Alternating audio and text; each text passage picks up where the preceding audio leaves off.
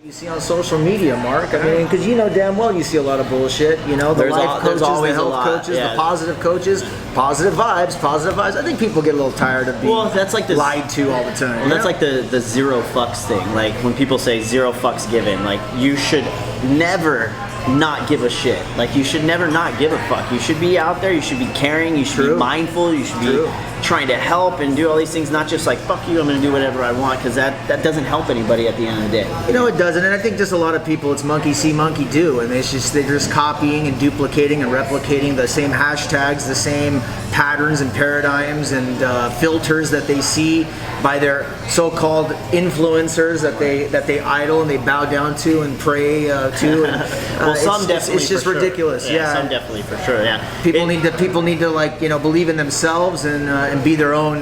It's a hard thing. Carve their own path in life. It's a hard thing right now to believe in oneself, just because you have to go out and portray and act and be like somebody potentially you are or are not on Instagram to be able to get likes and get views, and trying to figure out kind of like how to navigate that system to see like, okay, am I going to do this to monetize something, or am I going to do this to like get the likes and make me feel whole, so there's two totally different things out there, right? Yeah, you're right.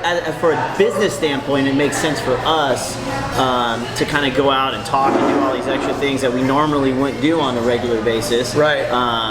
Just because like we're trying to make sure that we can employ all of our employees and have people come in and taste what we're doing and try something different. So I think people try to people try to do both. I think they use social media to make money, and they also use it for the dopamine rush of the validation of the likes and sliding in on the DMs and the comments and the praise and the compliments and all of that stuff.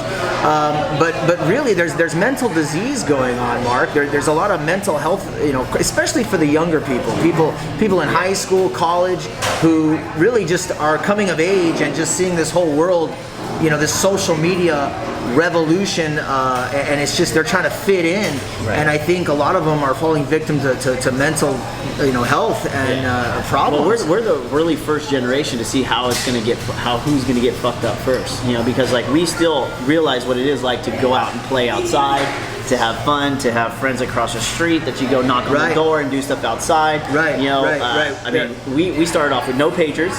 Then we had pagers. Then we had cell phones, and then it started creeping up. But I remember being in high school, we were playing fucking Snake and doing shit like that. But text messaging was a fucking people didn't happen. People didn't really do it. Yeah, we're in our late. If you're in your late 30s, born in the early 80s, you kind of saw you've seen like the the pre-digital world, and then you DOS, the fucking floppy disk. We've totally seen the evolution of computers and computer technology from when they were like giant, machines in the in the early 80s to smartphones, and so we can kind of separate ourselves from the fakery and the facade that social media is. But people who are 18 to 27 or 30, maybe not so much, and it's really causing a lot of mental disease, and people need to know how to separate fact from fiction. They need to know to pull the curtain of social media and see what's really behind the curtain, because I can guarantee you